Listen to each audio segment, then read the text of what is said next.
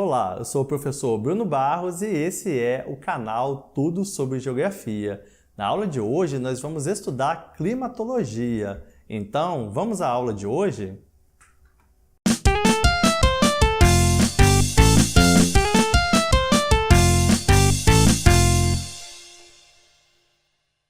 Então chegamos à aula 2 sobre climatologia, conceitos básicos.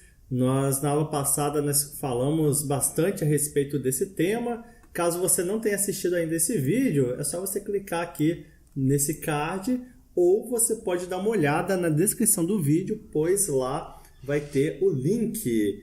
E nós estamos estudando a diferença entre o tempo atmosférico e clima. Essa pergunta foi respondida lá no vídeo primeiro.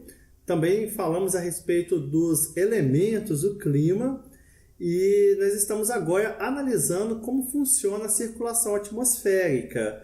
Vamos ainda identificar e analisar os dados apresentados em climograma. Você vai aprender a ler, analisar climogramas na aula de hoje e também a caracterizar os diferentes tipos de clima existentes no planeta. Então, tem muito assunto ainda para a gente analisar a partir de agora. Nós começamos falando a respeito das monções. Você já ouviu falar nas monções? O que significa monções? Então, veja a definição aí na tela. Monções são ventos que ocorrem na Ásia Meridional e mudam de direção de acordo com as estações do ano. No inverno, o centro de alta pressão forma-se sobre o continente e os ventos sopram deste para o Oceano Índico. No verão, centros de alta pressão formam-se no Índico e as rajadas de vento sopram do oceano para o continente, gerando muita umidade e nuvens que provocam chuvas torrenciais. Então, olha ali no mapa, ou melhor, nos mapas, como que isso funciona. Olha, no inverno acontece uma zona de alta pressão, aqui no meio do continente, onde eu estou marcando para vocês verem, eu circulei, e aí essa zona de alta pressão vai fazer com que ocorra uma movimentação de massas de ar do continente para o oceano, certo? Porém, no verão acontece o inverso. O que acontece no verão? A zona de alta pressão ela passa a ser no oceano e a zona de baixa pressão aqui no continente, porque aqui eu vou ter o que? Calor nessa região, eu tenho calor e aí a zona de baixa pressão. E essa zona de baixa pressão vai atrair as massas de ar que dessa vez vão soprar do oceano para o continente, trazendo fortes chuvas torrenciais. Tá? Então, a Índia, Bangladesh, a China, várias regiões da Ásia sofrem com chuvas torrenciais durante o verão devido a essas monções. Ok? Seguindo, agora nós vamos continuar falando da circulação atmosférica. Nós vamos ver alguns fatores que influenciam no clima. Por exemplo, a influência do relevo. O relevo ele tem uma grande influência no clima de uma região. As médias de temperaturas também variam de acordo com o relevo em decorrência da variação de altitude, da morfologia e da orientação das vertentes. Por exemplo, observe essa consideração que eu coloquei aqui embaixo. A cada 100 metros de altitude, a temperatura diminui em média 0,6 graus, certo? Então, à medida que você vai subindo, a temperatura vai caindo. Então, a cada 100 metros de altitude, eu tenho 0,6 graus a menos, tá? Então, o relevo, sim, influencia no clima. Também podemos falar da maritimidade, que é o que? A influência do mar no clima. Por exemplo, regiões litorâneas apresentam maior umidade devido à proximidade do mar. Tá? Então, nas regiões litorâneas e regiões de praia, tem ali uma maior quantidade de umidade. Então, geralmente, essas regiões costumam chover bastante devido a essa forte umidade. Porém, acontece o inverso no meio do continente. E nós chamamos esse fenômeno de continentalidade. Então, a continentalidade é quando uma área se localiza distante do litoral, no interior do continente, e ela sofre alterações climáticas, pouca umidade devido à distância do mar. Então, nessa região, o ar vai ser bem seco, vai chover pouco, e aí o clima desse lugar vai sofrer, então, a influência da distância do mar no interior do continente. Tá? Então, falamos ali da influência do relevo, da maritimidade e também da continentalidade. Agora, nós vamos falar também da influência das correntes marinhas ou das correntes marítimas, como alguns chamam. Então, as correntes marinhas são como massas de água que circulam nos oceanos e que possuem características próprias. Isso é interessante, de temperatura, velocidade e direção, podendo ser quentes ou frias. Elas também têm importância significativa nas variações térmicas da superfície do globo, pois são influenciadas pelas temperaturas de suas regiões de origem, afetando as médias térmicas e pluviométricas, ou seja, as chuvas das regiões por onde passam. Então, veja aqui no mapa como que está distribuída ou como estão distribuídas as correntes marinhas. Então, as setinhas na cor vermelha se referem às correntes de água quente e as correntes na cor azul se referem às correntes de água fria. E nós temos algumas importantes, como por exemplo a corrente de Humboldt. Aqui nós temos, eu vou marcar aqui no vermelho, a corrente do Brasil e também muitas outras, né, como por exemplo a corrente australiana e aí vai. Então são várias correntes. Vale a pena você se aprofundar nas características das correntes marítimas, qual o efeito que elas causam por onde elas passam e assim por diante. Algo que eu posso adiantar para vocês aí que estão estudando a respeito das correntes marinhas é que as correntes de água quente, elas trazem consigo um aumento da umidade nas regiões por onde ela passa e costuma causar muitas chuvas. Tá? Então é por isso que no litoral do Brasil costuma chover bastante, porque nós temos a influência dessas correntes de água quente no nosso litoral leste. Agora nós vamos falar a respeito dos tipos de clima.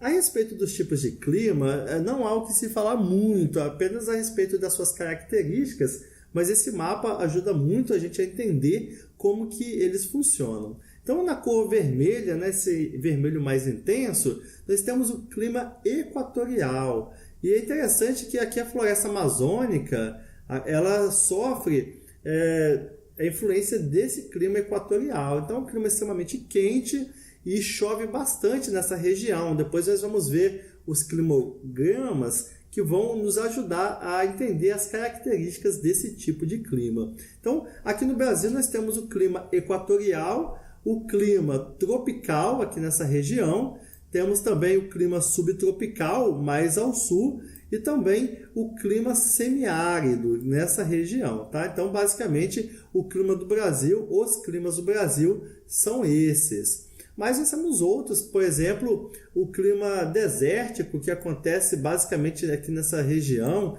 também aqui na Austrália, nós temos ele aqui, desértico semiárido também.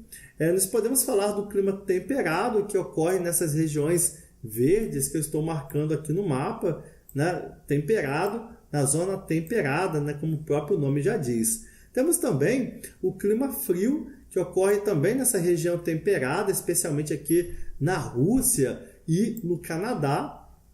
E nessa região aqui de cor, vamos falar parece um roxo, né? Um roxo, rosa, não sei dizer qual é essa cor, eu acho que eu sou daltônico, mas nós temos aqui o clima polar, né? Que ocorre nas regiões polares, nas regiões dos polos, como o próprio nome já diz. Tá? E é interessante você saber onde esses climas ocorrem para poder marcar na prova, responder na sua prova do Enem.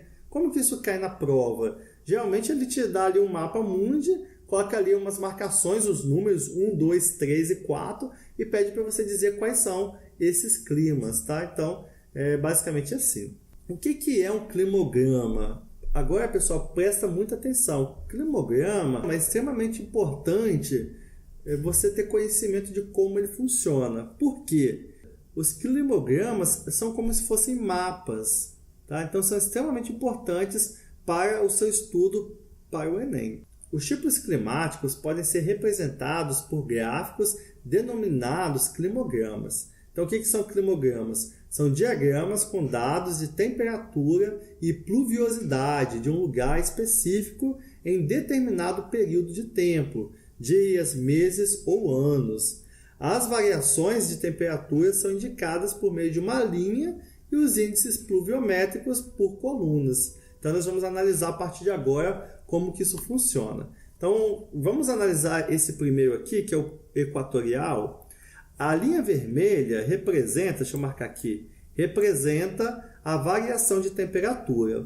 E essas colunas azuis representam as precipitações, ou seja, as chuvas. Bom? Então, por exemplo, olha só o clima equatorial. Ele apresenta alta temperatura. Como é que eu sei disso? Olha só aqui essa coluna aqui, ó.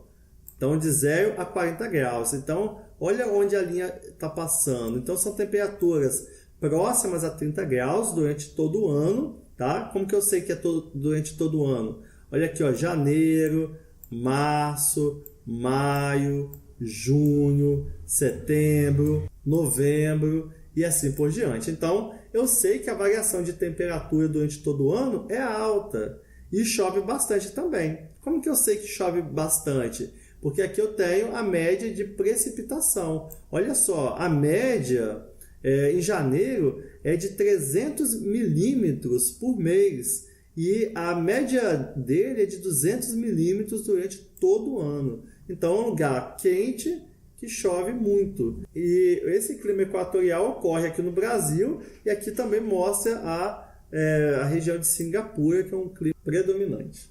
Bom, o clima tropical, que também ocorre no Brasil, ele apresenta o quê? Altas temperaturas durante todo o ano, olha só, durante todo o ano, e chove bastante no verão, tá? Então aqui, ó, a partir de dezembro, janeiro e fevereiro, chove bastante. E o inverno é seco, chove pouco, mas ele tem altas temperaturas durante o inverno também, tá? Então, essa é a característica do clima tropical. Por que eu estou falando de todos, pessoal? Porque no Enem você precisa saber fazer a leitura do climograma e caracterizar os climas, os principais tipos climáticos que ocorrem no mundo.